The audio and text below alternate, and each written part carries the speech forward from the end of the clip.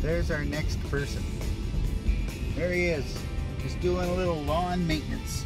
A little yard maintenance. Here comes the man.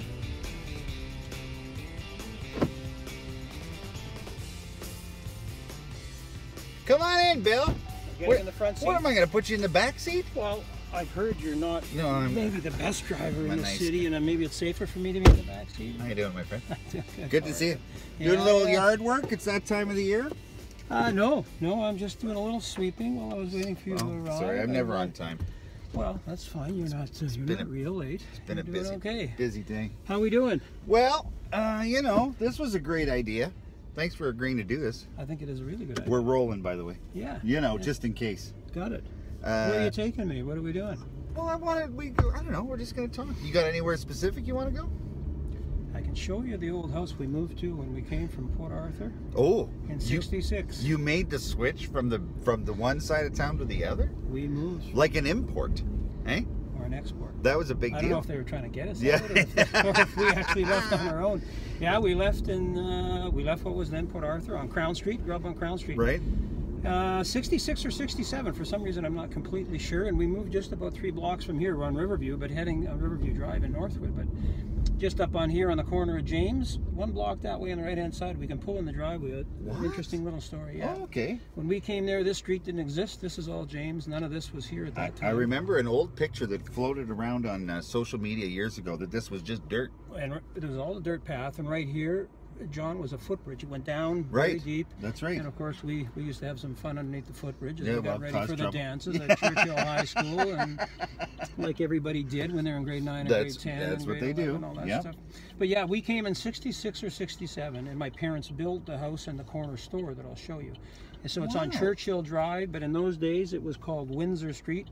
Yeah, I didn't even know Churchill had a different name. Well, and then when we amalgamated, when the cities amalgamated in 1970, there were a number of streets that had to change their name because suddenly we had 2 Windsors, you had 2 Arthur Streets or whatever. And so a number of streets changed. So when we first moved here, 444 Windsor, it became 444 Churchill Drive after amalgamation. It changed. And so yeah, just up here at the lights on the right hand side, you just turn in before the lights. And when this street, none of this existed, this was all bush. Northwood was just growing, and we had a really large hockey rink. Part of it would have been right on where the street is now. If you just turn in right here, this corner store. My dad always joked he put my mother's name up in lights. So this sign used to say Doreen's Variety. Oh, cool. My mother, Doreen Mauro. Yeah, right here. You got to take a picture. Can I take a picture of it? Please, yeah. I'm going to put it in there. And all of this right around here was the hockey rink, and we used to flood it. It had boards, it had lights. The whole neighborhood came here. Here's a great story about how things used to work in the old day, though, right? When we left Crown Street, my father, you know, we were poor like most people. We didn't want for anything, but we didn't have a lot of money, and he either couldn't get enough from the banks. But a guy named Tommy Zanetti, who had a contracting company. Tommy Zanetti died years ago. He had 10 daughters. 10 daughters. He had 10 daughters. Wow. And he lent my father $10,000 in '66 or That's 67 a lot of money. On a handshake, right? And we built this. The house is on the back. The store was on the front. Still is. Still is. 365 days a year, 14.5 hours a day for 9 years. That's where we learned about small business and hard work. And no pension plan, no paid holidays, no sick days. Yeah, it was crazy, but that's lots of fun. Sorry? That's the ground up. Like that's right here. it. You learned that you learned you know, at the feet of your father and your mother how hard they worked, right? So you were here. We built our house on Edward Street in 1970, I think, 71. Yeah. And even that Edward Street was just growing then. None of this was here. None of this was here. here. I don't remember it. I was just a baby, of course, Bill. The fire hall there, Kitty Corner, used to be a hydro substation. Right. The river flowed right down here. It would tie into the Nebing behind us. There was a large, I don't know if you called it a creek, but it was very large, and we used to jump over there and play over there. And, yeah, all of this was all bush. It was really quite a great place to grow up. So lots of kids and so that begs the question, leads into the first question. This was your stomping ground growing up. Yeah. At the same time, Crown Street and then here, yeah. At the same time, you were the alderman at that time for Northwood. Well, the alderman's 1997, 30 years after we got here. So this is, you know, this is a pretty important part of your life. So the question, hey, look at signs. School just up here. Yeah. Your signs are everywhere, Bill. Yeah.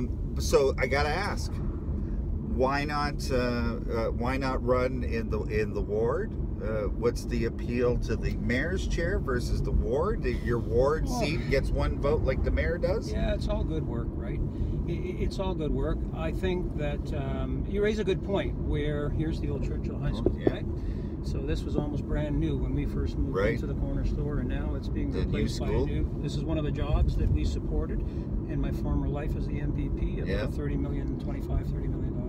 Huge job. The mayor's job, you're right. A lot of people maybe are thinking that the mayor has a bit more when it comes to votes influence than other councillors. We all get one vote on all issues. But I do think the mayor has an opportunity to provide some leadership. You're seen by the community for certain as the voice of the community, as the face of the community. You're speaking often on behalf of council. You'll get a lot more attention, generally speaking, from the media, and I think there is an opportunity there to lead. I would, if I was successful, very much look forward to being involved and providing a leadership role in terms of the work that would need to be done with the other levels of government when it comes to advocating for the community. You have that connection with the other levels, and we'll talk about that later. But as a leader in a mayor's chair, what would be your biggest change over how or what the current leaders have done, and even Mayor Hobbs for that? In that case, what is different about how you would lead versus how it was done in the last 8 years? Well, I'm not going to frame it so much as me being different from someone, but I can only tell you, what I would try and do if I was the mayor. I think it's just really important. A few things. People expect, I think, from the very beginning, they expect the leaders, not just the mayor, but certainly the mayor, to show and act with a certain degree of professionalism and civility. After all, you are, as a group, the mayor more than the others perhaps, the face of the community. I think that is ultimately very important. People want that and they expect that. The reputation of your community is very important, and the mayor is part of framing that reputation. But on top of that, if you're asking, what my approach would be, I think it's really important to speak your truth. I would come to the job with no agenda, nothing more than simply try and do what's best for the city at all times and speak your truth. Now, that's not always easy to do. I think there's lots of people who have done political work in their life who, and I don't mind saying this, I've run across many in my 21 years who I think focus perhaps a bit too much on re-election and on being popular. Quite frankly, that's very repulsive to me. I think you really cannot do your job well, and if everybody likes you, at the end of the day, you obviously cannot be doing your job well. You need to let people know, sometimes to your own detriment, and I had this challenge within my own party for 15 years where I had my own fights internally, and sometimes probably to my own detriment, where it didn't help with my career advancement, where I was fighting on behalf of my community. But you need to speak your truth. No more agenda than that. You're here to try and do what's best for the city at all times. And I think that would be, that would be what I would try and bring to the city and to the mayor's chair for sure. Well, it would be what I would bring. It's a change for sure. I brought you here on purpose. I thought you might it's my old stomping grounds. I grew up here. Well, yeah. Chapel's golf course. It's an important part of our community. Yeah. So let's talk about this for just a second, because there's a lot of people talking about, and let me get this ready here. There's a lot of people talking about what could happen here, what should happen here, what we want to happen here. Let's talk about that for a second. We're at the site of Chapels, which has been a staple of the community for a long time. Yeah. It has been a hub for the community for a long time for a lot of different things, whether it be the soccer, the golf, the baseball, the tennis. Everything is here. Yeah. When you look at the amount of money that is being proposed and being spent here, does it make you comfortable or make you nervous? Well, first of all, you're going to have to tell me exactly what they're committed to already, because I'm not clear. There's part of the problem. I don't know. Okay. We're talking about building a facility. Yeah. We're Just talking the about soccerplex. The soccerplex that will, there's always construction in here. Yeah. these kinds of facilities, like they're proposing to do at Chapels, that is going to not only bring the community together, but at the same time is a landing place for families, and there's all kinds of opportunity. Is this a need or a want?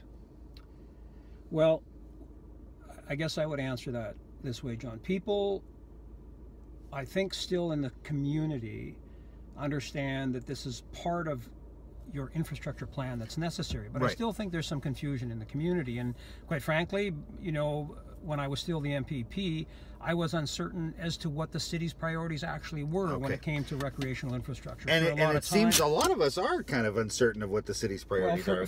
For a lot of time, it was the event center / hockey rink. This was our #1 priority, and they would meet with me occasionally. I quite frankly never understood where the $120 million price tag came from. I told them repeatedly, it was my understanding, there's no provincial money. There was no provincial program. You were one of the ones that said that over and over again, and that council pushed forward. Yeah. So you'd have to ask them why they were still pushing forward, because if it was their belief that they were going to go forward with $120 million, their number project, without provincial assistance, based on only the city tax base and the federal government money, if there was federal government money, then so be it. That would have been their decision. I didn't see how the project would have been viable without both federal and provincial assistance. Having said that, you know, you get back to the soccerplex. So in fact, what are your priorities? I believe strongly in the recreational infrastructure. I mean, when people talk infrastructure, they tend to focus on the hard infrastructure. They think about roads, they think about sewer, they think about water. All very important and necessary, but I have a strong belief that these sorts of projects are very, very important to building your community. So I'm a big supporter of a soccerplex, a facility soft of some kind, infrastructure like that. Well, essential. Well, we have indoor hockey rinks. We've had them for 40 years. I played in the first one right behind us, the Delaney rink in 1968. I remember the first game I played in there. The walls weren't up yet. The roof was up, and the wind was blowing in, and it was 20 below, and the Hurricanes were beating us 11-0, and I was the goalie. It wasn't a great experience, but it seared into my memory. That's your life. We have indoor soccer. We have indoor hockey. Why shouldn't we have indoor tennis? Why shouldn't we have indoor soccer? The point is, how much money do you have? How are you going to spend it? Set your priorities and let the community know. And so, yes, it's important, it's integral to community building. Absolutely. And when you compare it to hockey now, it's really quite remarkable in terms of the number of kids that for a very long time will identify soccer as their first sport, whereas when we grew up, it was hockey. Yeah, absolutely. And so, man, back when I was on council as Northwood councillor 20 years ago, we were already closing some of the outdoor rinks. 1, fewer people. 2, the rinks were, the weather was such that they weren't staying frozen long enough to even justify keeping them open. So, so it's about the plan. What's your priority? How much can you afford? So that's where you have to get to as a group and as a council, and then make a decision and move forward. Let me talk. And also, obviously, be looking for federal and provincial assistance. Well, there's money there. Right? Do you think that you have an advantage in looking for that money that is maybe available and knowing maybe a little bit more of the rules behind accessing that money? You know, I would like to think that I can be a strong advocate for the community when it comes to they know different projects. They know me, but I think at the same time, to be fair to everyone else, John, if there's a program in place from a federal government or a provincial government, those programs are available right across the country or right across the province, not just to the city of Thunder Bay. But when you're working with your provincial government and the federal government, you always remember, and I used to tell people all the time, there's this much money, but the demand always exceeds the amount of money that's available. And that's where the leadership and the connections and the relationships play a bigger role in trying to see if, in fact, you can attach yourself to part of that money and bring it back to your community and diminish the impact directly on only your local tax base. That's what the goal is. So it's interesting, you know, hearing you talk about that almost at a different level than just a municipal level, and having the understanding that we need to kind of branch out, go further, and start asking for those things and understanding those processes better. I still complain to this day about the amount of money we spent applying for a hockey rink that we never got. And, you know, there was millions of dollars wasted on that. And it seems to me that part of the process should have been investigating that and knowing when it was time to stop. Yeah. So, okay. So now we're getting into another section, and being a Northwood guy, you will understand this too. We're coming up to the intersection of Redwood and Edward. The hot topic in our neck of the woods is that next year the budget has a place for a roundabout at this corner. The biggest issue I have with a roundabout at this corner is that I don't understand why this corner. That's the first thing. The second part is, with the amount of pedestrian traffic back and forth, an older population here in Northwood, there are no places to cross a roundabout safely because there are no lights to stop people.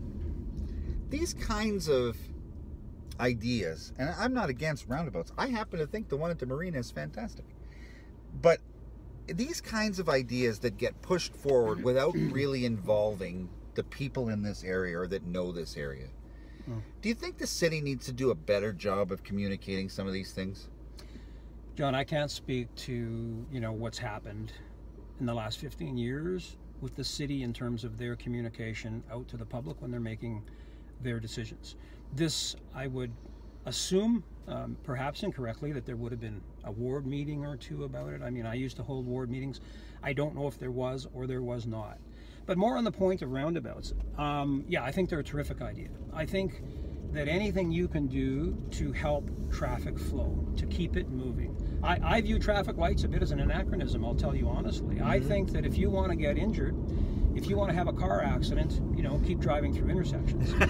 Red lights and green lights give people a false sense of security. That's true. How many people get stopped at a red light, and when it turns green, they look both ways before they exit through the intersection? I used to drill that into my kids' heads when they were young and learning to drive. You see green, you think it's good to go. Well, it's legal to go. It doesn't mean it's safe to go. That's true. Intersections are very dangerous by their nature. If we were going to redesign a city today, I think we would try to redesign it with far fewer traffic lights than we currently have. So if you're trying to put a roundabout in, I think the idea of roundabouts is terrific. But like you said, when I was first seeing this happen, one of the first things that popped into my mind, well, how are you able to facilitate pedestrians? And so that needs to be obviously part of the process. I don't know in the instance at Redwood and Edward if they have considered that. I would have to assume they have. I hope they have. And how that gets accommodated for seniors and others crossing, that would be a question I think you'd put directly to them. But generally speaking, I think they're a good idea, and I think intersections generally can be very dangerous places. A different way of looking at it. Let's just stop building them. Well, compare it to four-way stops. Change, if traffic lights instead of traffic lights were four-way stops, which one would be safer? In here? Anywhere. I don't Anywhere. know. I don't know. I got to believe a four-way stop. Well, now, not necessarily good for traffic flow. That's true. But at least when you stop, the other guy's got to stop. Traffic is very different in this town now. You see it. It's really, really busy. Arthur Street at 5 o'clock on a Friday. You got her, buddy. You know, I remember 5 or 6 years ago driving up there and thinking, what the heck's going on? I just sat through 3 red lights. Yeah. And that, living on this side of the city, we're a busy little place. There's lots good going on here. Let's talk about roads for a second, because it seems to be something that keeps coming up in a lot of things that I see online. We're at Balmoral and William now. This is the corridor that was done last year. This wonderful piece of paving. It was a mess before. Somehow, in somebody's wisdom, putting that green carpet down the side was that. But whatever, that's a story for another day. This is one of those projects that never got finished. In that the construction in this smooth road ends just at Hewitson there, just before the intersection. Lots of people are saying, and especially in this election, that roads are a priority. Our roads are a mess. They've never been worse. But for some reason, we have no money to fix them. Infrastructure. The mayor, your leadership around that council table. Are roads a priority? Are we just looking for something to complain about? Are they that big of a deal? Is it something that should be higher on the list to council? Are we just looking for something to whine about? There's a few things in there. One, if the civic leaders have been saying that they don't have enough money to to repair our roads, I would simply say that the City of Thunder Bay and most, if not all, municipalities in Ontario over the last 15 years have had greater fiscal capacity for their infrastructure than previous to the government that I used to be part of being in power. Right. In fact, today, under a program that I was part of developing, the City of Thunder Bay is getting permanent money every year for infrastructure funding. Please don't quote me on the number, but I think the City of Thunder Bay's number, as the program ramped up to its maximum, I think the city every year would be getting $5 million from the province through a program called OSIF, the Ontario Community Infrastructure Fund. Wow. I could be wrong on the number. So, guaranteed money annually, not your tax base. This is in addition to $5 million. I'd have to double check the number. They've been receiving money already for years previous to this, as the program ramped up to its maximum. Previous to that program coming into effect, John, we have been providing the city with a lot of financial assistance on the roads. The Gulf Links Road project, which I think was very well done, was about $8 million of provincial assistance. My point being, if people are saying, I don't know, I'm listening to your question, if they're saying they have diminished fiscal capacity or they didn't have enough money, I'm not going to pass judgment on that comment, but I would say that they've had more fiscal capacity than they have had in the past. To your point about roads, who are we comparing ourselves to? We are a very large city geographically. And it costs a lot of money to provide our services. Yeah. No, you're right. And to maintain our roads. And so that is always going to be a challenge. We're a northern community. If you go to Sudbury, if you go to Sault Ste. Marie, if you want to see their roads, then maybe you come back, you think maybe ours aren't quite as bad as you might think they are. You want to drive up and down Yonge Street in Toronto, you want to see a horrible road. So yes, there needs to be, I think, a focus on the arterials. Identify your main streets. They're the roads that we all use, not our crescents, not our side streets, not our secondary roads. Do as best you can to maintain your arterials, your major roadways that we all use as best as you can, and set your priorities from there and go down the road. My concern on this would be, and I've said this to others in other media forums, given the assistance that we have brought, and when I say we, I'm speaking of my previous life, to municipalities, that if some of that assistance disappears under a new government, the challenges that we face now from a tax perspective and from maintaining our infrastructure, in the context of this question, the roads, becomes even more difficult than it currently is. And so there's a lot in that answer. I apologize, but it's a bit of a broad-ranging question, right? So, looking ahead, I would say this. Go ahead. I would add to that, though, John. I'm sorry. I did see in one candidate's, I won't say name or position, brochure, made a comment that unless you have good roads, you can't attract investment into your community. And I would say I don't think that's not accurate. I don't think that's not accurate. I think that people choose where they're going to invest their money on related to issues that are much more relevant, I would say, than whether or not you got some bad roads. Let's look ahead. So October 22nd comes and goes, and you're the next mayor of the City of Thunder Bay. Number one thing, the number one thing on your list. What do you want to do? What is you're sitting in that fancy chair, Bill, that you looked at for so long. 6 years. and you think you've lived here for a long time, you understand the community, but there's always been this one thing that I think we need to do better. Or there's this one thing that I've always wanted for our community. What is it that you would, that first day that you say this is a priority? Well, the work would begin before the first council meeting. I mean, I have drafted a list of a number of issues that I would begin looking to address. What's the number one issue? Well, if I was going to pick one, if you're going to make me pick one, John, I don't think you can. But if you want to, if I'm going to relate back to you what I'm hearing at the doors, it's going to be one of two. It's going to be either crime or economic development. I'm also hearing a lot about water rates from people at the doors. Oh, God. What was your water bill? No, I can't recall. But it's ridiculous. Yeah. So people are concerned about that. But if you're going to try and say, where do we need to focus our energies to see what we can do better, I think undoubtedly people are very concerned today with crime and taxation rates. I guess if we can, to maybe inject a third one in there. So I hear that at the door, as I didn't need to have my instincts validated at the door on those issues. Right. I think we all know and feel that crime, taxation, economic development, that's the hat trick probably of the top three. Place them in any order that you want. But I think people are very concerned about it. Crime seems to be one of the biggest issues, and it was in the last election, and it is here. Here we are again. Yeah. What are we missing? What's missing? Oh boy, what are you missing? I mean, I'm not going to pretend that it's a simple problem to solve. I already have put 2 pieces out on my platform about crime. The first was about the Police Services Board moving forward with the hiring of a new chief.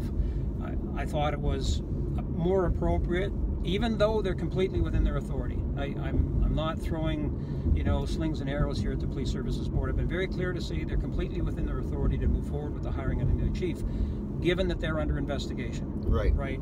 I've said very clearly it's my belief, and that within 4 weeks or so, you're going to have a new Police Services Board with new members on that board. True. Who will have to work with the new chief. It was my belief that they should pause that process.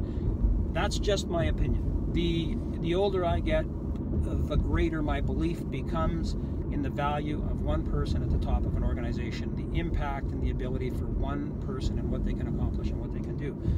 So having said that, I put that out and I thought, hit the pause button. I believe, in my mind, process-wise, that would be the appropriate thing to do.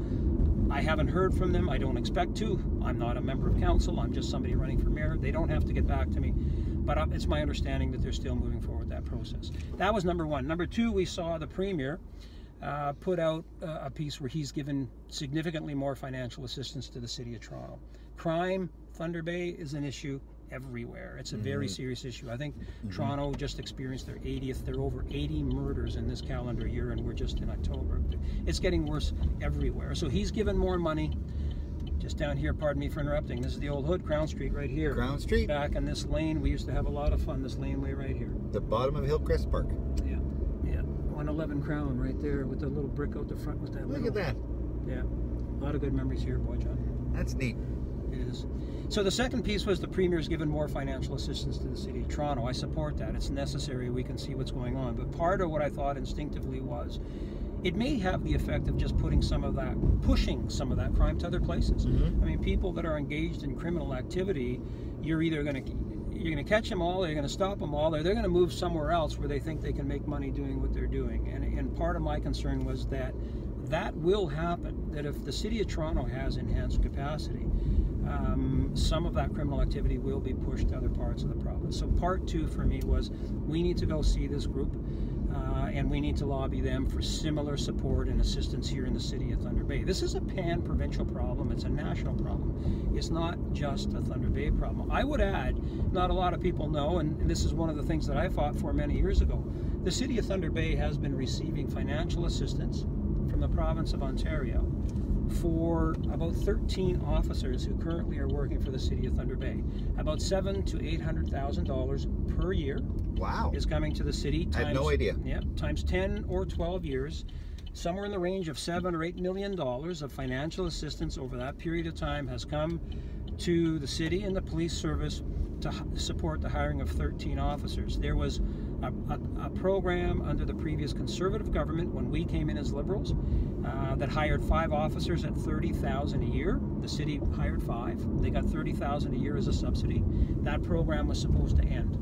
Our government made it permanent. So those 5, they're getting that $150 a year for those 5. We then brought in our own program. I think it was called the 1,000 Officers Hiring Program. We then brought in that program. The City of Thunder Bay hired 8 under that program. They were going to get $35,000 a year from us. We fought for and got that $35,000 doubled for the northern communities. Wow. So those 8 officers, the city's been receiving a subsidy of $70,000 a year. So $560,000 there, plus the other $150,000, so just north of $700,000 a year for the City of Thunder Bay, relief from the tax base for the hiring. So that's another part. We're talking crime, and probably there's 10 people in the city, other than the Police Services Board, or that know about that assistance that we brought to the community, right? So we need to spend more on policing.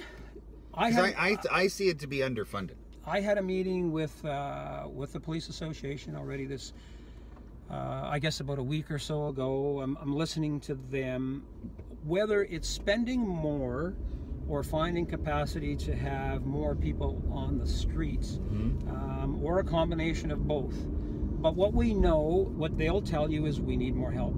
Yeah. They will tell you it's not working.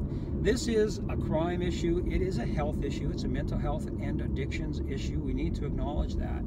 And this is part of what's driving issues right across North America, the addictions issues with opioids and the mental health issues. So it's all kind of... It's not just about bad guys. It's not just about bad we're guys. talking about They sick are people. people with health issues that are doing bad things sometimes. But yeah, there are some very serious issues that are going on that are not directly, we wouldn't call directly criminal activity, but is leading to challenges for the police service and placing a demand on the police service. So it's not an easy one, but that's the second part of what I would do. So that police services board and the hiring of the chief was number one, but this other part where seeing whether the province can give us similar accommodation like they have with the City of Toronto, because I do believe that the harder you work in one spot, you're going to push some of that criminal activity to other parts of the province. I believe that's inevitable. Yeah. And we already know we have a problem here. It could get even worse, perhaps. An unintended consequence, perhaps, by the premiers. So, we're coming up to Marina Park here. This is has become, in my opinion, a premier hub for everything that is everything in our community as far as entertainment, and this whole area is really starting to come alive. Yeah, big time. I am not afraid to say, and I have been saying for a long time, I am a huge fan of the money that was spent down here and the things that we've done down here as a part of this community here. Now I can tell you that there are hundreds and hundreds of people down here every single day just going for a walk and enjoying the park. Check that one off the list. Whether those that are against or not or think it's a waste of money, it doesn't matter. The fact is that there's people enjoying it. We're now getting into the expansion of the park to the south end, to the Pool 6 site. The city is signing off on a big check to the art gallery for $25 million to $30 million, whatever it is, to help. The city is? Well, the facility is $25-30 million. We're writing a check to help them out. We don't, how much is the check? I don't know. Okay. It's a lot. Okay. These kinds of projects, whether it be entertainment, whether it be cultural, maybe social, whatever.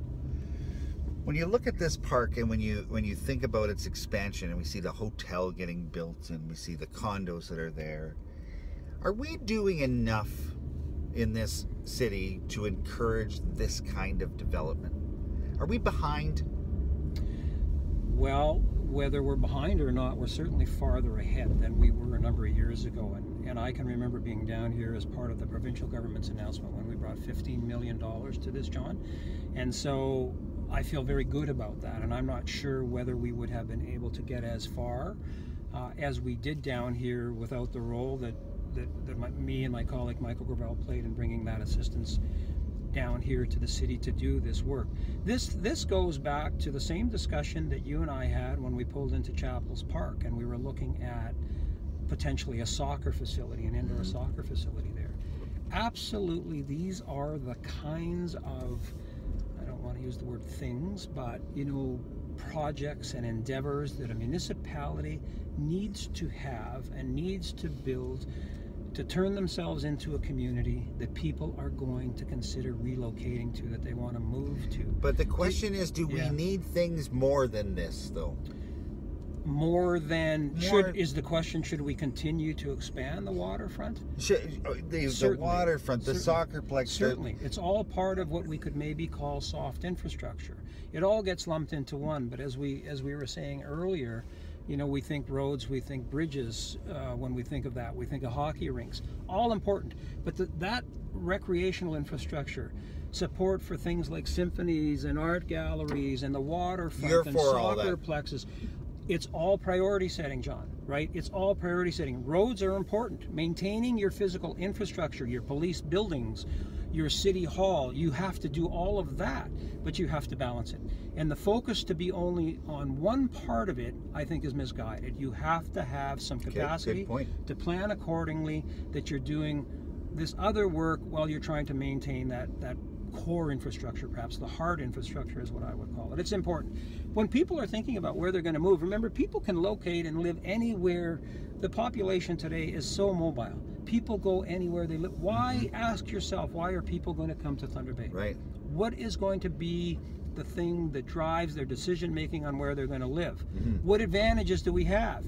Well, we have some advantages. We have very affordable housing. Yeah. You can come to Thunder Bay and you can buy a house. If you're living in Toronto and you're doing ABC, good luck getting into the market. If you're in Vancouver, if you're in Calgary. So we have housing affordability. We have, as a community of 110 or 130,000, however you want to count us, a college and a university in a city our size that there are not many municipalities in this entire country that can say and boast that. That's true. A big advantage, which leads potentially, which is why it was a big focus of mine, to more diversification, more knowledge-based jobs. You have a symphony. People want to know about that. You have an auditorium that is in the top 5 or 10 in terms of the quality that comes out of that facility. People want that.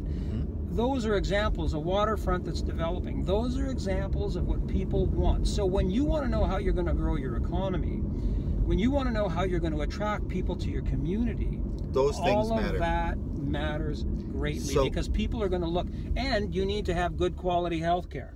And we're doing pretty good in that regard. So why aren't people flocking here, Bill? Why isn't industry flocking here? We've got a smart workforce. We've got university, college, infrastructure. We've got all of these pieces in place. Yeah. Why aren't they coming? Well, I would argue that we've done pretty well in the last number of years. When you think, John, of where we were in 05 and 06, when the forest industry started to take its hit. You think we're in better shape now than we were then? I think we're in better shape now than we were then. Okay. I do. And when you think of what we lost, and boy, I'd love to do an hour with you on the forest industry and how that was completely misrepresented to the community in terms of what happened with that industry. But when you think of those direct jobs that were lost, and where we are today in terms, you're the one, where did all the traffic come from on Arthur Street that you were referencing earlier? Yeah, that's a good point. You've got 1,200 or 1,000 more jobs at Bombardier today that didn't exist. Yeah, that's true. Our government brought those jobs here. When did a private sector employer in the history of Thunder Bay, how many times outside of the war years did you ever see a private sector employer hire 1,000 people or 1,200 people? You're right. Yeah. Why did the house pricing in Thunder Bay go the way it did 5 years ago, when people, for the first time in my history as living here almost my entire life, see bidding wars on the prices of homes in Thunder Bay? What caused that? Why did that happen? You've got angioplasty, cardiac surgery, 120 jobs, a law school that's 50 jobs, 200 right there, big paying, knowledge-based, diversified jobs that didn't exist before. Thunder Bay Regional Research Institute, more research going on at the college and the university. Who's driving that housing market and that increased pricing? So it's going the right way. Well, listen, you know, a mine that opened just a few miles west of here, 3 hours west of here, 4 hours west, that people can go and work at. We will always have our reliance on our traditional based forestry. The challenge is the same for us, though. If Bombardier doesn't continue to be as strong as it has been, what happens tomorrow if they run out of contracts and 1,000 guys and girls suddenly don't have a job? Yeah. What happens then to us? So we're always on a bit of a knife's edge. It's always difficult. That would obviously be one of the challenges. I've already got a plan of what I would do if I was elected to try and see what we could do to maintain and see that more jobs come here. I mean, you talk about, we were talking earlier about things that you've done in the past and how I need, as an MPP, how I always did, and as a mayor I would speak my truth, how you basically get chased out of the Premier's office and he said to me, Bill, don't come back to me anymore about this issue when you're arguing for a greater Canadian content than what we were able to achieve for the Bombardier contracts, right? When I'm trying to get it to 50 and 60%, we got it to 25 or 30, wherever we ended up. But we still end up with 1,000 or 1,200 new jobs there. I'm not sure what's there now. You need to fight, John. People, and I'll tell you this honestly, right? And I don't know if people will be offended. When you think of Thunder Bay and its history and how we were sustained and what our economy was, forestry. Well, what did we do to create that? We did nothing. The trees were here. So the pulp and paper mills came and the sawmills came. Yeah, you got a good point. The mines, what did we do? How did we fight to bring mining to Thunder Bay and Northwestern Ontario? We did nothing. Well, the ore was in the ground, so the jobs came.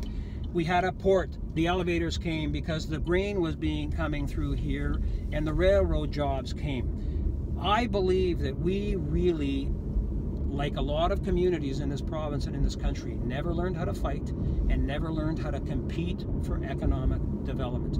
What sustained us for so long basically was here and was handed to us through the good graces of God. We were lucky to have it, and it sustained us. And we weren't competing with another municipality 30 miles down the road. We were it. Yeah, Port Arthur and Fort William, we were it. We didn't have to fight for things. We didn't have to compete.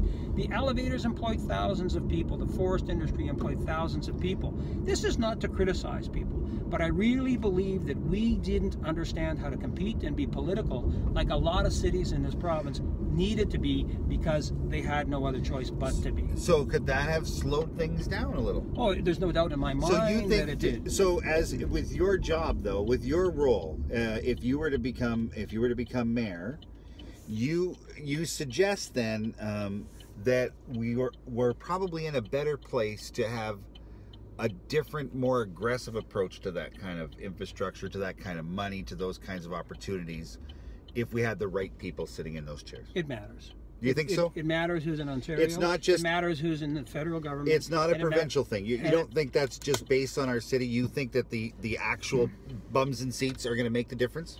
I think it can make a difference. It doesn't guarantee an outcome, John. Well, I made one promise in 21 years of public life, and that was angioplasty for Thunder Bay. Yeah. That's the one. I'm not sitting here promising that I can do something that I think was the point of your question. But you have to be But we need to be better at it, We though. need to be better at it, and people need to understand and appreciate, was maybe a better word. People need to appreciate the value and the importance of political representation. So I've said already that we need to learn how to compete. We need to learn how to compete. And I think a lot of times that in Thunder Bay, we think if we're yelling, we're being effective. and that, yeah. And I'm sorry, I'm just, again, like I say, speaking my truth. You need to understand there's 444 municipalities in the province of Ontario, and they all want the same things. We're just one, yeah. And they all want the same things that you and I have spent the last 35, 40 minutes talking about. They're all out there fighting, they're all out there lobbying, they're all out there trying to get their piece of the pie. And obviously there's only so much you can do within your own community. What can you do within the city of Thunder Bay to affect and attract economic development? That goes to relationship building. I've thought a lot about this, you know.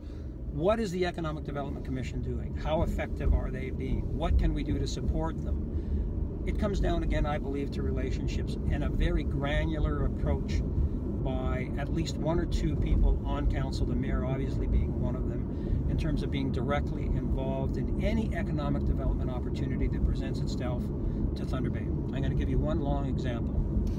When I was on council, do you remember when the 2 new Canadian Tire stores were built in Thunder Bay? Yeah. The young man wasn't a young man. He came from Montreal to do the ribbon cutting at the one in Inner City. The second one had fallen off the table, and quite frankly, there was a bunch of us on council. Nobody really understood what had happened. All of a sudden, it was going to be 2, it became 1. The fella came to Thunder Bay, he did the ribbon cutting at Inner City. We found out, 2 or 3 of us, Bill Scully and I think Councillor Went at the time, we found out we're going to have a meeting with the fella from Montreal about the second one. Oh. I'm going to try and make this story as short as possible. So while he was in town... It's a great story so far. It's a great story. So while this guy's in town, Headshot from Canadian Tire Corporation out of Montreal, while he's in town, we have a meeting down at City Hall. And we found out why the second one had fallen off the table. So if you can get this in your mind's eye, where Mavati is today and where the second Canadian Tire is today, and the driveway that takes you into Parkdale. Correct. The reason it had fallen off the table was because the lineup of cars would have been too long coming off of the highway or Arthur Street, and people trying to exit the Mavati or exit the Canadian Tire, the lineup of cars might have been too long for them to get. That was the only reason. So we're having this discussion. This guy from Montreal, head office, is there.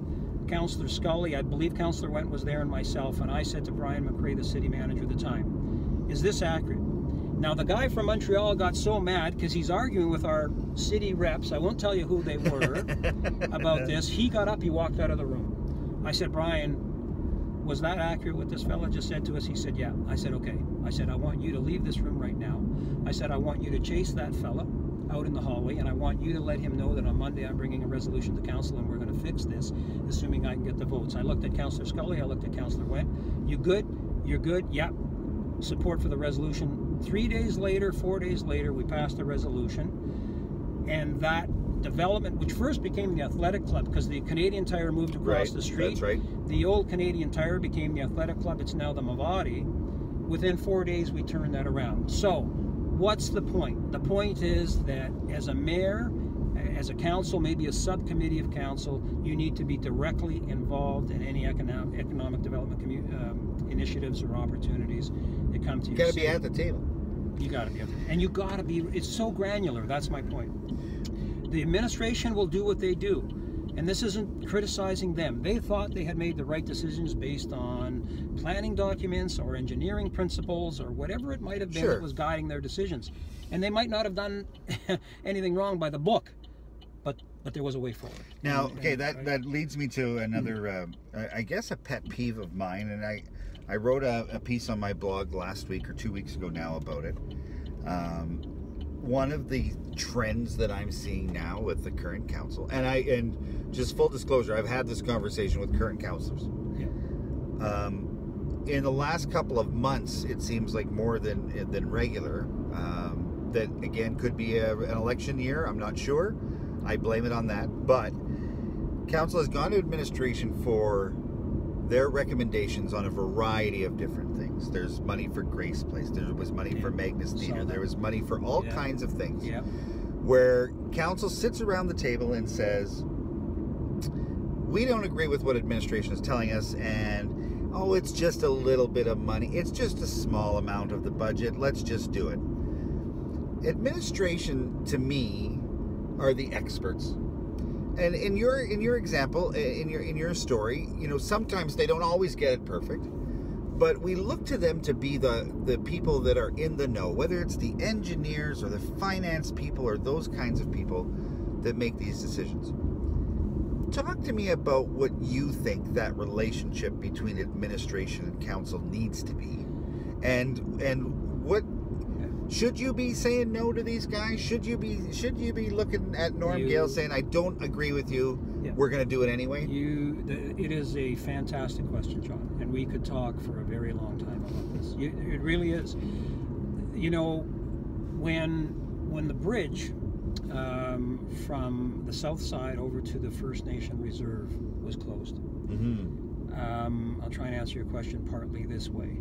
People immediately began calling my office as an MPP. Why? Because the traffic was diverted out Highway 61, which is a provincial highway, and people had concerns about the safety issues related to Highway 61. Because the traffic was a mess. The traffic was greater than they had historically seen it to be. And so they're calling me with suggestions. And I would simply say to them, look, I will relay your ideas. I have maybe a couple of my own, but I'm not in the business of engineering highways, and that's something obviously we need to leave to the professionals. Right. Now there may be a good idea or two in there, something simple that we can forward to them. But to your point, obviously with the relationship between publicly elected people and the administration, there are some issues and information that would come back to you as a publicly elected official that I would say almost always you would not question. Certainly certain engineering principles would maybe be one good example about how you design a bridge. Right. You're going to take that. But at the same time, I would also say no. I can think of examples when I was there, when I had to fight to save Churchill Pool, where administration came back to me with a recommendation that, well, we have this big budget item that it's going to cost X amount of money to save the pool, and we're going to tear it down. And I said no. We're not, and I kept Churchill Pool open, and I always remember laughing that when I was no longer the Northwood Council, administration took a run at it again, and Councillor Bentz at the time, he jumped in and he saved it again, so God bless him. Yeah, because, and the reasons can get a little squirrely, right? Sure. Because administration has this much money, it's your department. Maybe you have some things on your wish list as a department administrative head that you'd like to see happen. So it's a give and a take. It needs to be respectful. You need to respect their guidance. But on the examples you gave, whether it's about spending $50,000 to Grace Place or something, these are very subjective decisions. They're not objective. Right. Certainly as a council, you can decide. If they said no, you can decide you're going to say yes. I've thought about this one a lot. You make a great point. You ask a great question. How do you make decisions on who you support and who you don't support? That's right. There's only so much fiscal capacity, and it's hard to know. I've thought a lot about that, and maybe there's a way at the budget time you set X aside and you say we're not going to consider any more. You also don't want to be that prescriptive. Right. There may be certain issues that walk in your door on an emergency basis that you feel the need as a council to respond to. So you don't want to get so prescriptive that you've tied your own hands. But I think generally speaking, you'd like to have a process in place by which you can't have somebody walking in the door to council every week with their hand out asking for support. But that's been happening, Bill. Even though they might be well-intentioned and do good work in the community. I hear you. And so it's a tough one as a council. And I've thought a lot about it. I don't know what the answer to that would be. I might have some that I thought were worthwhile and others might not. But what guides me and what I would always remember is I'm not spending my own money. I'm spending other people's money. It's one of the reasons I had some challenges with my own former government. And that's another hour story. But So we're almost back at your home base here. You've knocked on a lot of doors. I've seen your videos. I've actually seen you out walking and knocking on doors. What's the response been to Bill Mauro showing up at my door? Yeah, I don't know if this is a curse or not, but you're winning the sign war. Well, that's, the sign war is the sign war. I mean, we're not What's trying, the response? We're not trying to win a sign war. What's the response at the door? We're happy with it, John. We feel like coming out of the previous election, we obviously have a lot of support when you look at what went on, and for us still to get the vote total that we did as a group, we understand that there's a lot of support there. Not that necessarily translates from provincial to municipal. I certainly am not taking that for granted, but yeah, we're happy with the response at the door. I think people have an appreciation for the work that I've done in the past. I think people realize there's been some really positive developments here in the city of Thunder Bay, and they understand some of the attachments that I've had to those individual projects, and that's really encouraging when people you realize people have been paying attention. So the response at the door is good. That doesn't always mean they're supporting you. People generally are respectful. Not too many people chase you off their doorstep. They're generally. A few of those? Oh, absolutely. There's a couple of. I could never handle the rejection. I don't get it as much as the people that knock on doors for me. The ones that people are more likely to tell them, "Oh, that Mauro's a bum, get rid of him," than they will me. Okay. For whatever that means. Although I've had a couple myself. But no, people are generally pretty respectful at the door. But yeah, we're happy with the response at the door. We've been doing some door knocking in Port Arthur, old Port Arthur, the north side of the city, which I'm having a lot of fun with that, I got to tell you, because that's sort of the old. You're running into all kinds of people. Well, all my door knocking was on the south side of the city, of course, right? And I'm having a lot of fun with it. I'm running into people who knew my grandfather, who came from Italy in 1909 or whatever year it was. Jeez. Just had a conversation last night with a woman in River Terrace her mother was my grandfather's first cousin. They both came from the same village in southern Italy in Calabria called Mangoni. It was beautiful. My brother and I were there. We didn't want to leave her. Her mother was my grandfather's first cousin. Oh my gosh. We didn't want to leave. We were learning more about my grandfather because we didn't know a lot about his history. It was just terrific. So It's a lot of fun. And we're having a lot of fun on the north side of the city, and some pretty good response as well, I would say. So yeah, it's been good. How do you feel? Confident? John, I just do the work, right? Don't give me a political answer. No, that's Bill. not a political answer. Do you feel confident? Do you feel good? I will just do my work. I just will speak my truth. People will know what they can expect from me. And it doesn't always make them happy. I've bruised a few egos over my 21 years where people haven't been happy with my answers and my response. But you have to be prepared in this job to say no sometimes. And I think that the people that I'm hoping whether they liked me or not, that maybe they walked away respecting me. My motivation is not re-election. My motivation is not that you like me. My motivation is hopefully you understand that we all need to have one common goal, no agendas, and that is that our decisions need to be focused on doing what's best for the city of Thunder Bay, period, full stop. It's not complicated. The decision making can be complicated, and it can seem very subjective at times. This isn't science, this isn't math. Political decisions are not easy to make, and they look muddled sometimes. But as long as your imperative and your guiding principles are what's best for the city of Thunder Bay, as long as you know and feel that in your heart when you're deciding, sometimes you're not going to make people happy all the time, but that's just the nature of the work. God bless, carry on, and hope for the best. It's a good message. It's the real deal. That's what it is, right? Well, I thank you for doing this. This has been fun. Your taxi service is back at your door. Make sure I got my keys. I do. I can't break you in. I got one hidden in the flower pot. Thanks for doing this, Bill. Yep. You know what? I wish you the best of luck. I know that you know, you've got a passion and a heart for this community, and it shows in everything that you do.